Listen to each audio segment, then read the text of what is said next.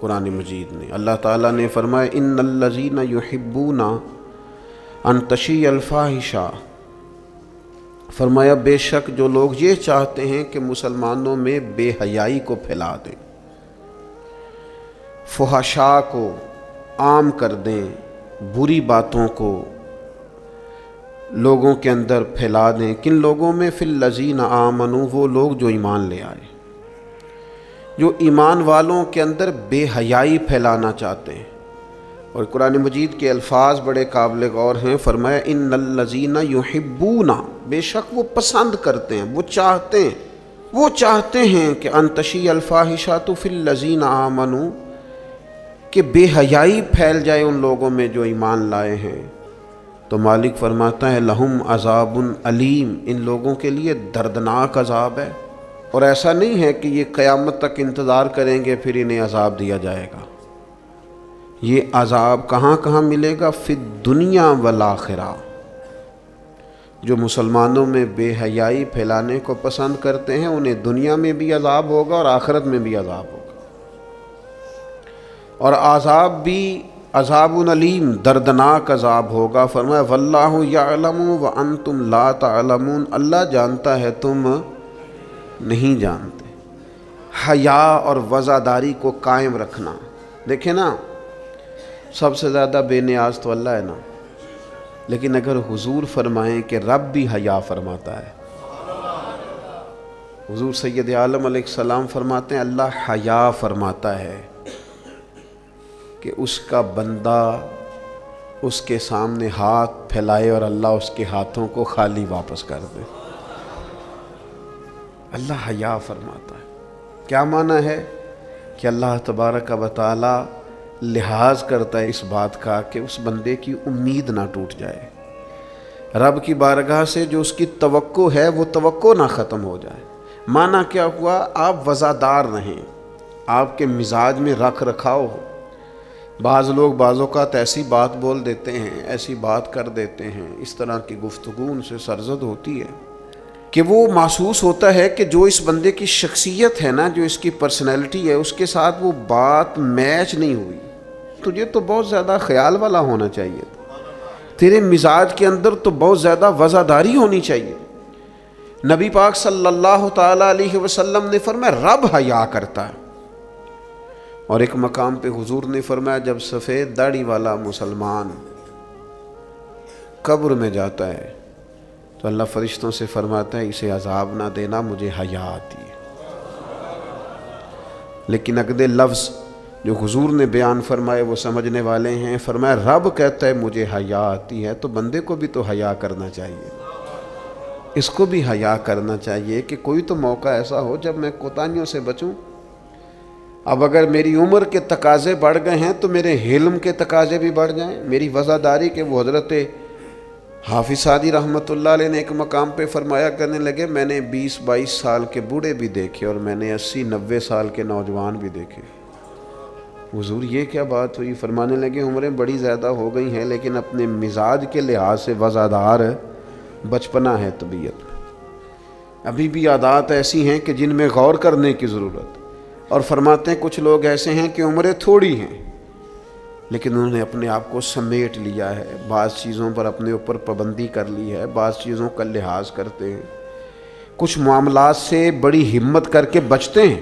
پھر انہوں نے نتیجہ نکالا، کہنے لگے میں اس نتیجے پہ پہنچا ہوں کہ بزرگی عمر کے ساتھ نہیں ہوتی، علم اور حلم کے ساتھ ہوتی ہے، علم اور حلم کے ساتھ بزرگی کا تعلق ہے۔ تو اپنی آنے والی نسل کو وزادار کیا جائے، اس کے اندر حیا پیدا کی جائے، انہیں اس بات کا لحاظ دیا جائے کہ آپ مذاق کریں لیکن اس کی بھی تو حد ہو نا۔ آپ یقین کریں بعض لوگ دادا کے ساتھ شغل کر رہے ہوتے ہیں، اپنے دادا کے ساتھ اس کا مذاق بنا رکھا، معاذاللہ اپنے والدین کے بارے میں باتیں کر کے وہ ہنس رہے ہوتے ہیں، اور کئی دفعہ والدین سپورٹ کر رہے ہوتے ہیں، کہتے ہیں یہ بڑا اس کا مذاق والا مزاج ہے، مجھے بھی معاف نہیں کرتا۔ تو آپ اسے کیا بنا رہے ہیں؟ جب یہاں بھی اس کا پردہ قائم نہیں ہے تو پھر اس کا پردہ کہاں قائم ہوگا؟ اس کی طبیعت کے اندر ٹھہراؤ ہونا چاہیے۔ وہ لوگ تو وہاں بھی وزادار تھے جہاں بات کرنے کی ضرورت ہے۔ نبی پاک علیہ السلام نے صحابہ سے پوچھا کہ وہ کون سا درخت ہے جس کی مثال مومن کی طرح ہے، تو حضرت عبداللہ ابن عمر فرماتے ہیں مجھے سوال کا جواب آتا تھا کہ وہ کھجور کا درخت ہے، لیکن چونکہ حضرت عمر بیٹھے تھے میرے والد، چونکہ حضرت صدیق اکبر بیٹھے تھے، چونکہ حضرت عثمان غنی بیٹھے تھے، چونکہ علم و حکمت کے تاجور مولا علی بیٹھے تھے، مجھے جواب آتا تھا، لیکن حضرت عبداللہ ابن عمر فرماتے ہیں حیا مانے تھی، حیا نے مجھے منع کیا کہ اتنے بزرگ بیٹھے ہوں اور تو جواب دیتا پھرے۔ ہمارے مفسرین کرام نے یہاں لکھا ہے کہ اساتذہ اور مشائخ کی موجودگی میں علم بتانا بھی منع ہے۔ آپ کے بڑے بیٹھے ہوں، آپ تقریر کرنے سے بھی لحاظ کریں، آپ وہاں کوئی مسئلہ نہیں بیان کریں۔ یہاں تو بڑے معاملات اور ہو جاتے ہیں، ہمیں اپنے بزرگوں کے سامنے ایک خاص وزاداری وہ بندے کو خوبصورت کرتی ہے۔ حضرت عباس حضور کے چچا ہیں، ان کے بیٹے جناب عبداللہ ابن عباس فرماتے ہیں میرے والد سے کسی نے پوچھا تھا آپ بڑے ہیں کہ نبی پاک؟ تو بڑی سادی سی بات ہے، چچا بڑا ہی ہوتا ہے عمر میں، آپ بڑے ہیں کہ نبی پاک؟ تو یہ وزاداری ہے، یہ کمال وزاداری ہے۔ یہ ان لوگوں کا طریقہ ہے جو بڑے رسیلے سجیلے، جو بڑے خوبصورت لوگ ہوتے ہیں، جن کے لہجوں سے لفظ نہیں شہد ٹپکتا ہے۔ حضرت عباس رضی اللہ تعالیٰ عنہ فرمانے لگے کیا کہا تم نے؟ میں بڑا ہوں کہ حضور؟ فرمانے لگے بڑے تو حضور ہی ہیں، پیدا پہلے میں ہوا تھا، ولادت پہلے میری ہوئی تھی، بڑے بہرحال وہی ہیں، پیدا پہلے میں ہوا تھا۔ یہ جو وزاداریاں ہیں، یہ جو خوبصورتیاں ہیں، یہ جو آپ کے مزاج کے اندر خوبصورتی ہے، یہ جو لہجے کے اندر حسن ہے، یہ ایک بڑا ضروری کام ہے۔ بہت سارے لوگ دینی لوگوں سے مسئلہ پوچھنے آتے ہیں، لیکن ان میں 60% لوگ وہ ہوتے ہیں جو مسئلہ پوچھنے نہیں آتے، مفتی صاحب کو مسئلہ بتانے آتے ہیں۔ میری طرح کا بندہ تو چونکہ ذرا جلدی قائل ہو جاتا ہے، وقت تھوڑا ہوتا ہے، تو بہت سارا ٹائم نہیں دے پاتے، تو میں کہتا ہوں کہ آپ کے خیال میں جو مجھے کہنا چاہیے وہ آپ مجھے بتا دیں، میں آپ کو کہہ دیتا ہوں، کیونکہ آپ جو چاہ رہے ہیں وہ تو ہے آپ کی مرضی کا فتویٰ، تو مجھے آپ بتا دیں بھلا اس سوال کا جواب کیا ہونا چاہیے، میں آپ کو بتا دیتا ہوں۔ لیکن اگر آپ مجھ سے پوچھنے آئے ہیں تو پھر آپ حوصلہ کریں، پھر دین جو بات کہتا ہے وہ مجھے بیان کرنے دیں، پھر مرضی کا فتویٰ حاصل نہ کریں، پھر ذرا رکیں۔ اور یہی حالت بہت سارے اللہ ماشاء اللہ شاگردوں کی ہوتی ہے، ان کا خیال ہوتا ہے استاد میری مرضی کے حساب سے تعلیم دے، مریدین کا خیال ہوتا ہے کہ شیخ اس طرح کر کے چلے۔ تو بھئی تیری شرطوں پہ ہی کرنا ہے اگر تجھ کو قبول، تو یہ سہولت تو مجھے سارا جہاں دیتا ہے۔ اگر تیری شرطوں پہ ہی تو نے آنا ہے کہ میرے پاس یہ ٹائم ہے تو اس ٹائم آؤں گا، تو میں اس وقت پسند کرتا ہوں تو میں اس وقت آؤں گا، تو آپ اگر یہ کہیں گے تو پھر میں یہ تیری شرطوں پہ ہی کرنا ہے اگر تجھ کو قبول، تو یہ سہولت تو مجھے سارا جہاں دیتا ہے۔ پھر تو ٹھیک ہے، اگر ہم نے کچھ لوگ کچھ دو کی پالیسی پہ ہی تعلق بنانا ہے تو پھر استادی شاگردی تو نہ ہوئی، پھر تو ٹھیک ہو گیا، پھر یارانے کریں گے، دوستیاں کریں گے، اس طرح کے لوگ تو ڈھیروں مل جاتے ہیں۔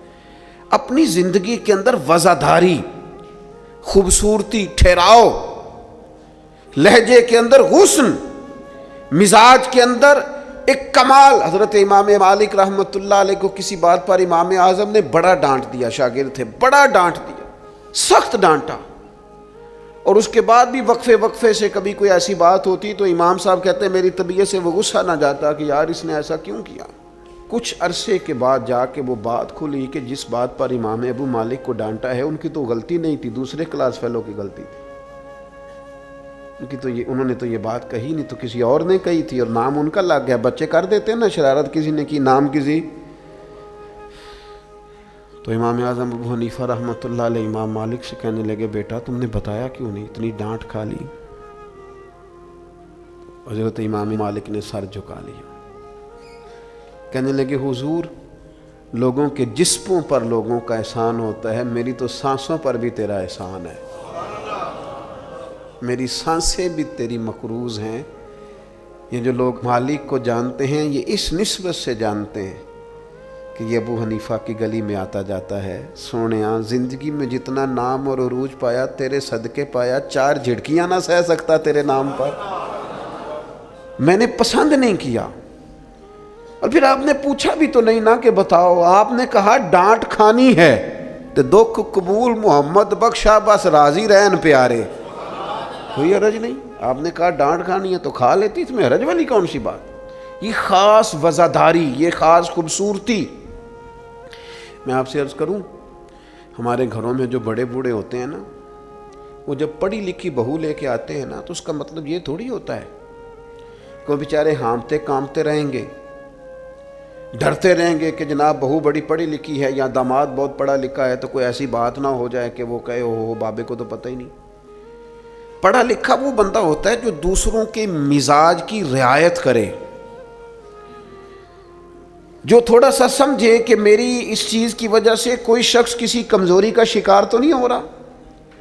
اگر آپ نے تربیت کی ہے تو پھر تربیت کا معنی تو یہ ہونا چاہیے کہ اسے ادب بھی کرنا ہے، پیار بھی کرنا ہے، گھر کے بزرگوں کے حق میں اس کے رویے میں نرمی بھی آئے۔ اور اگر آپ نے تربیت یہ کی ہے کہ ہم چما دیگرے نیز، تمہاری طرح کا دوسرا کوئی نہیں، تو پھر یاد رکھو اگر تمہاری طرح کا دوسرا کوئی نہیں نا تو پھر تمہیں بھی کوئی ماننے کو تیار نہیں ہے۔ پھر جعلی رعب اور ہوتا ہے اور دلوں میں محبت اور ہوتی ہے، پھر ان چیزوں میں فرق ہوتا ہے۔ اگر آپ تعلیم یافتہ ہیں تو آپ دوسروں کے مزاج کی رعایت کریں۔ آپ کو پھر حضرت مولا علی شیر خدا رضی اللہ تعالیٰ عنہ سے کسی آپ نے فرمایا ایک مقام پہ فرمایا ہر چیز کی زکوٰۃ ہوتی ہے، عقل کی زکوٰۃ پتہ کیا ہے؟ حضور کیا فرمایا؟ عقل کی زکوٰۃ جاہلوں کے ساتھ گزارا کرنا ہے۔ تیری عقل کی زکوٰۃ نکلے گی، تجھے پتہ چلے گا کہ تو کس طرح گزارا کرتا ہے۔ اور اگر تو جاہل سے گزارے نہیں کر سکتا تو پھر اس کا مطلب یہ ہے کہ تو نے علم کو سمجھا۔ عزیز دوست، آپ غور فرمائیں اور اس پر آپ توجہ رکھیں گے کہ وزاداری، لفظوں کا چناؤ۔ قرآن مجید نے کہا یا ایھا الذین آمنوا لا تقولوا راعینا وقولوا انظرنا۔ اے ایمان والو، تم نے جب میرے محبوب سے بات کرنی ہے تو راعینا نہیں کہنا، انظرنا کہنا ہے۔ یہ نہیں کہنا حضور سمجھ نہیں آئی رعایت کر دے، یہ کہنا یا رسول اللہ ایک نظر کرم کر دیں، ذرا بات دوبارہ سمجھا دیں۔ آپ اچھے جملے تلاش کے وزاداری کے ساتھ، ایک خاص حیا کے ساتھ۔ حضرت مولا علی شیر خدا فرماتے ہیں حضور سے مسئلہ پوچھنا تھا۔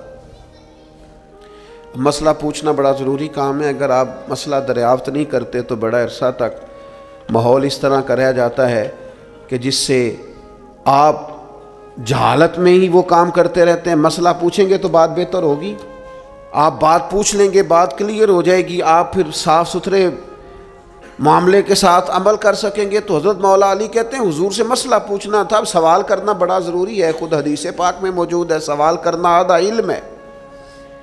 لیکن حضرت علی کہتے ہیں نبی کریم سے مسئلہ پوچھنا تھا، میں نے مہینوں انتظار کیا،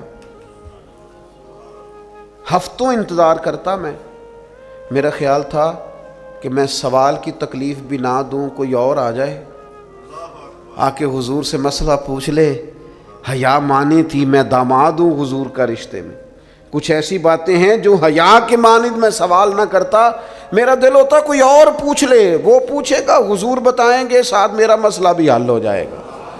لیکن جہاں لوگ بے باکی کو اور بے حیائی کو کہتے ہیں جی اوہ میں پرواہ نہیں کرتا، تو یہ تو بھئی آپ نہیں پرواہ کرتے تو آپ کی مرضی ہے۔ اور ہمارے زمانے میں ویسے بھی جو زیادہ بدتمیز ہوتا ہے اس کا عروج بھی زیادہ ہوتا ہے۔ بدتمیزوں سے لوگ ڈرتے ہیں، بدتمیز جو ہوا لوگ اس سے ڈرتے ہیں، کہتے ہیں یہ کوئی ایسی بدتمیزی کر دے گا کہ بعد میں دقت ہوگی۔ وہ شریف آدمی اس سے جھجک رہا ہوتا ہے، وہ سمجھ رہا ہوتا ہے میں بڑی شے ہوں، تو کچھ بھی نہیں ہے بھائی، تو بدتمیز ہے۔ اور کچھ لوگ گاند سے اس لیے بچتے ہیں کہ اس میں روڑا پھینکا تو چھینٹے پڑیں گے، پھر کپڑے بدلنے پڑیں گے، نہانا پڑے گا، اس لیے لوگ بچ کے گزرتے ہیں۔ اور تیرا خیال ہے کہ تجھ سے بڑا لوگ ڈرتے ہیں؟ تو اپنی زندگی میں وزاداری، شرم و حیا۔ اب دیکھیے سیدہ عائشہ صدیقہ رضی اللہ تعالیٰ عنہ ارشاد فرماتی ہیں نبی پاک علیہ السلام عرب کی کنواری لڑکیوں سے بھی زیادہ حیا والے تھے، شرمیلے تھے۔ حضور علیہ السلام فٹافٹ بے باک ہو کر کسی سے کوئی بات نہ کرتے۔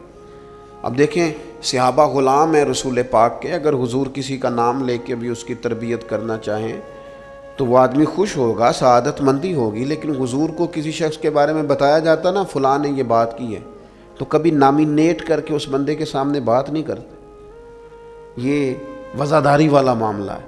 تو محبوب کیا فرماتے؟ حضور فرماتے لوگوں کو کیا ہو گیا ہے، اب انہوں نے اس طرح کرنا شروع کر دیا، وہ ایک کی بات ہوتی سب کو سمجھ آ جاتی اور اس کے بھی ساتھ لگتے اصلاح ہو جاتی۔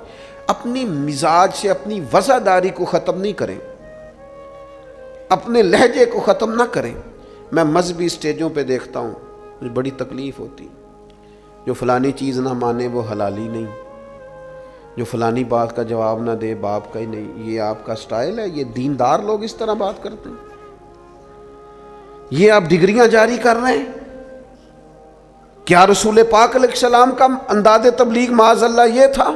میں کیا کروں، صرف میں دینی لوگوں کی بات نہیں کر رہا، جو آدمی گندے لطیفے سناتا ہے نا اسٹیج پہ بیٹھ کے، اس کی آپ فین فالوئنگ دیکھیں کتنی زیادہ ہے، سٹیٹس کیا ہے، گند بولتا ہے، لطیفے سناتا ہے، اور اس کو سننے والوں کی تعداد کیا، آ رہی ہے، دنیا ٹوٹ کے پڑ رہی ہے۔ یہ ہمارے معاشرے کے مجموعی مزاج کی عکاسی کرتی ہے کہ وزاداری کس حد تک ختم ہو گئی، اپنے انداز میں، اپنے لب و لہجے میں، خاص شرم و حیا، خاص خوبصورتی۔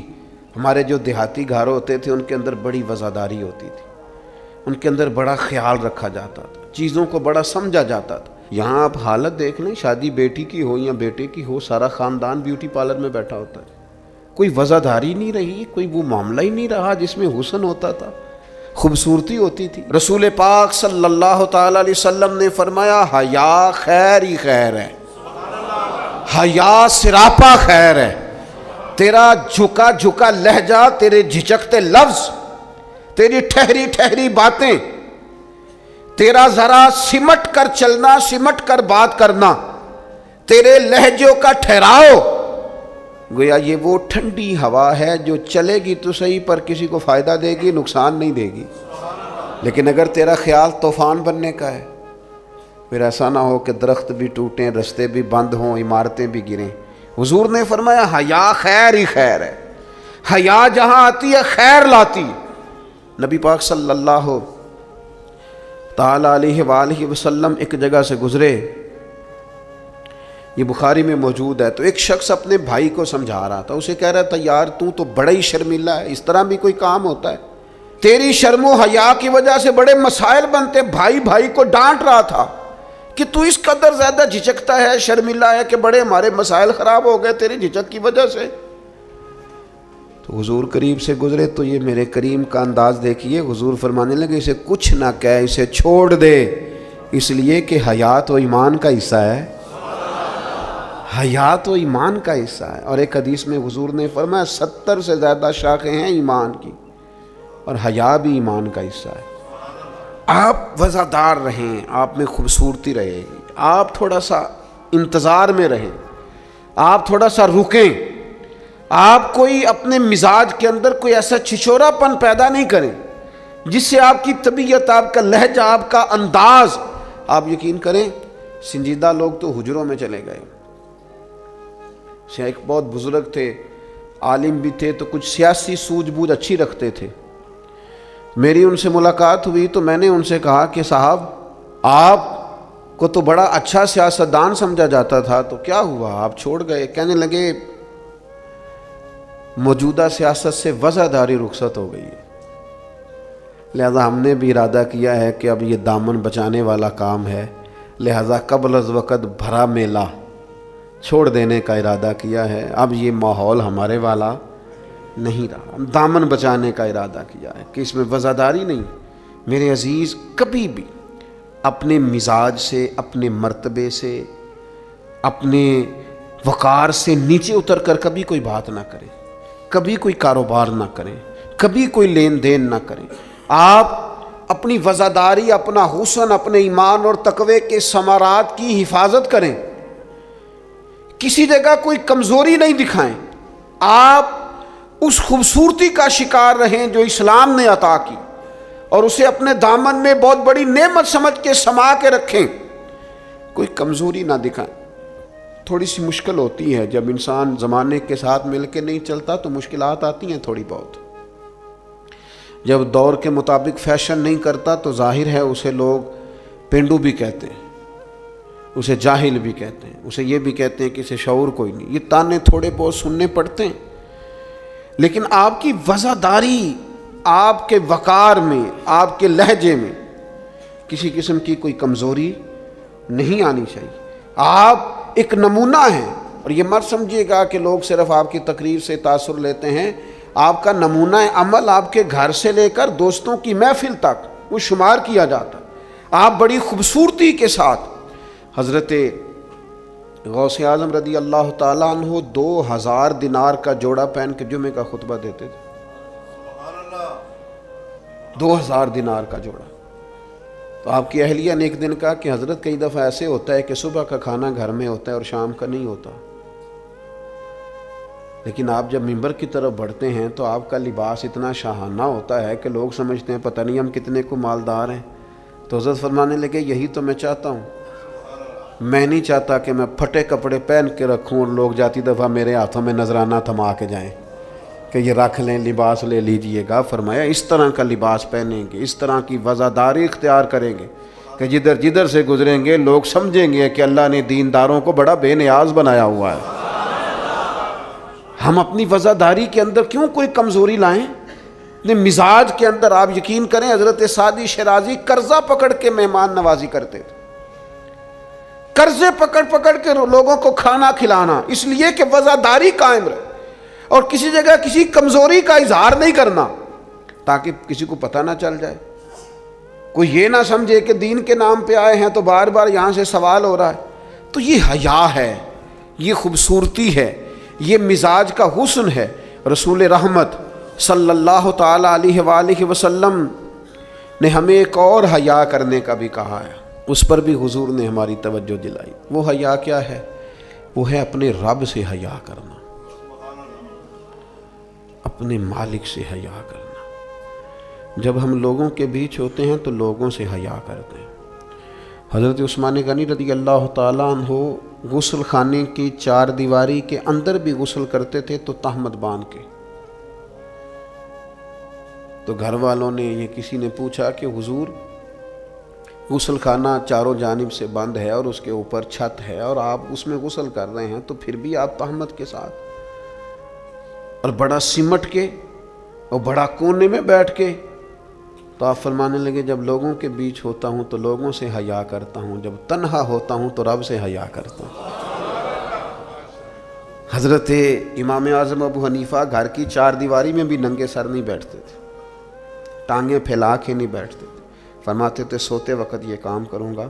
میں گھر میں بھی وہ لہجہ اختیار نہیں کرنا چاہتا، اس لیے کہ میں اس رب کا ماننے والا ہوں جو حی و قیوم ہے، جو ہر جگہ دیکھتا ہے. رب سے بھی حیا.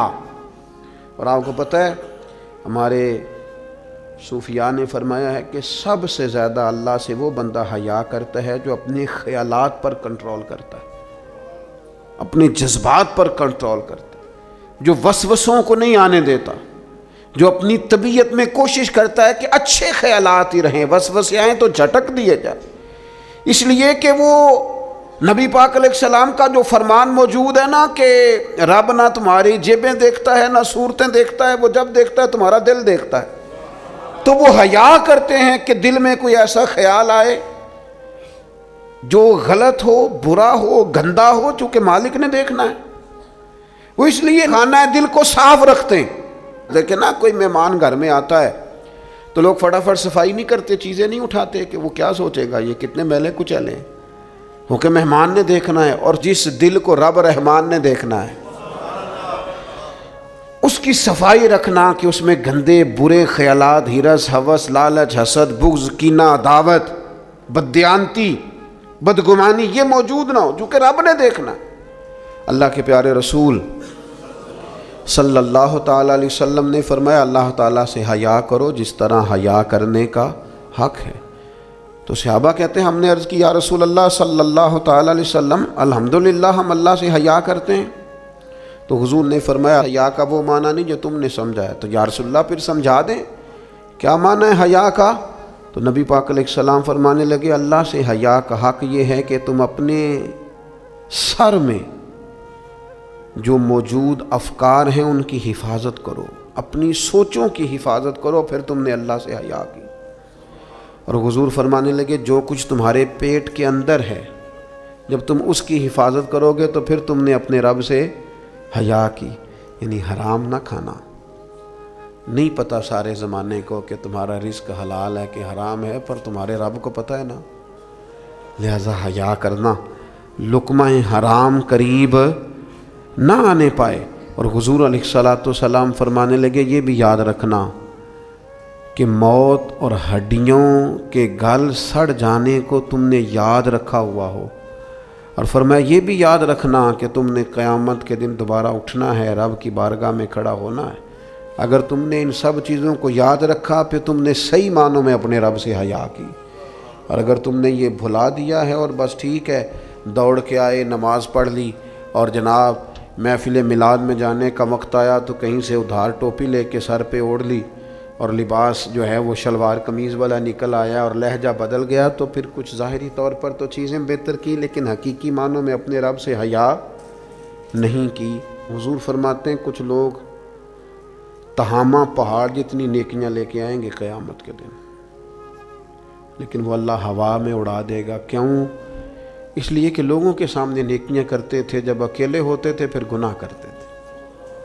ان کی وہ جو تنہائی کی ناپاکی ہے نا، یعنی وہ جو اکیلے میں رب سے حیا کرنا چاہیے تھا، وہ حیا چونکہ موجود نہیں ہے تو رب فرمائے گا وہ تو تم نے لوگوں کے سامنے وزادار بن کے وقت گزارا ہے، میرے سامنے تو تمہاری تنہائی بڑی ناپاک رہی، لہذا وہ سب نیکیاں بھی ہوا میں اڑا دی جائیں گی۔ خوبصورت زندگی، خوبصورت لب و لہجہ، خوبصورت بولنا، خوبصورت آنا جانا۔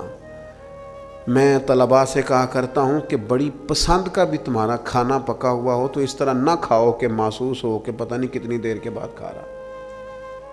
تمہارا لہجہ صاف ستھرا، تو جو ہمیں کہا گیا کہ بھوک ہو بھی تو ذرا ہاتھ ہٹا لو، کھانے میں، پینے میں، لباس پہننے بھی آپ انوکھ۔ میں نوجوانوں سے عرض کروں گا تمہاری کٹنگ کیوں اس طرح کی لگے کہ جس میں کوئی طبیعت کا انوکھا پن ظاہر ہو، جس سے تمہاری وزاداری پہ ضرب آئے۔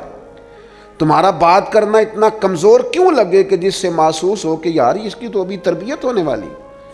تمہیں کیوں اس بات کی کمزوری محسوس ہو کہ لوگ میری طرف دیکھیں، لوگ مجھے جاننے لگ جائیں گے، تو کمزوری ہے۔ ایک خوبصورت وزاداری، یعنی خدا جانے بلندی ہے کہ پستی پر جہاں میں ہوں وہاں کوئی نہیں ہے۔ ایک خاص اطمینان ہو، زندگی میں ٹھہراؤ ہو، حسن ہو، آپ جہاں ہوں وہاں مطمئن ہو۔ آپ کی طبیعت بتائے کہ اللہ تعالیٰ نے آپ کو سکون عطا فرمایا ہوا ہے، ٹھہراؤ ہے، خدا کا شکر ہے، دولت ہے، صحت ہے، بچے ہیں، اولاد ہے، دوست اچھے ہیں۔ آپ ان ساری جائز نعمتوں پر اللہ کے حضور شکر گزار ہوں، لیکن کوئی مزاج میں چھچھورا پن نہ ہو، کوئی طبیعت اس طرح کی نہ ہو جس طرح محسوس ہو کہ آپ اپنا بوجھ کسی پر ڈالنا چاہ رہے ہیں، یا آپ کوئی اضطراب کا شکار ہیں یا بے چینی کا شکار ہیں۔ ہم کبھی کبھی اپنے حالات بتاتے بھی اتنا دور نکل جاتے ہیں کہ بعض دفعہ کہنے کو جی چاہتا ہے یار کوئی نعمت ہے ہی نہیں تیرے اوپر، اتنا کمزور ہو گیا تو ہر بات میں دکھڑے ہی سنا رہا ہے، ہر وقت کا دکھ ہی تیرے ساتھ ہے۔ اتنے کمزور نہیں، نہایت وزاداری، نہایت خوبصورتی۔ حضرت ابو ذر غفاری ایک کمبل میں وقت گزارا ہے، مدینے سے دور ربضہ میں زندگی گزاری، 5 لوگوں نے جنازہ پڑھا ہے، اسی کسی دے کچھ بھی نہیں لگتے، نہ کوئی ساڈا دردی، لیکن رسول کریم نے فرمایا زمین کے اوپر اور آسمان کے نیچے میرے ابو ذر سے سچا بندہ کوئی نہیں۔ لیکن وہ ٹاٹ اور بوریے میں بھی وزادار، اطمینان، سکون، ٹھہراؤ، اللہ رسول کی بارگاہ میں مقبولیت، یہ اصل کامیابی ہے بندہ مومن کی۔ نہ بھی رش ہو، نہ بھی نعرے ہوں، نہ بھی زیادہ لوگ جانتے ہوں، لیکن انسان کی طبیعت وزادار ہو، اس کے اندر اطمینان ہو۔ اور کچھ لوگ اتنے مطمئن ہوتے ہیں، ان کی زندگی میں اللہ رسول پر بھروسہ اتنا مضبوط ہو جاتا ہے، ان لوگوں کی زندگیوں کے اندر صبر اور شکر اتنا غالب ہوتا ہے، ان کے لہجے کے اندر ٹھہراؤ اتنا زیادہ ہوتا ہے کہ ان سے مل کر جینے کو جی چاہتا ہے، ان سے ملاقات کر کے انسان کو زندگی گزارنے کا لطف آنے لگتا ہے۔ یعنی جن سے مل کر زندگی سے پیار ہو جائے وہ لوگ آپ نے شاید نہ دیکھے ہوں، مگر ایسے بھی ہیں جن سے مل کر زندگی سے پیار ہو جائے، انسان کو ٹھہراؤ نصیب ہو، کرم نصیب ہو، ہوتے ہیں ایسے لوگ۔ اس لیے ایسے لوگوں کے پاس بیٹھیں، ایسے لوگوں کی صحبت اختیار کریں، ایسے لوگوں کی بات سنیں۔ اللہ کریم ہم سب کے دلوں میں اطمینان اور سکون عطا فرمائے، اور اللہ تعالیٰ محبوب کے قدموں کا صدقہ ہمیں وفاداری نصیب کرے۔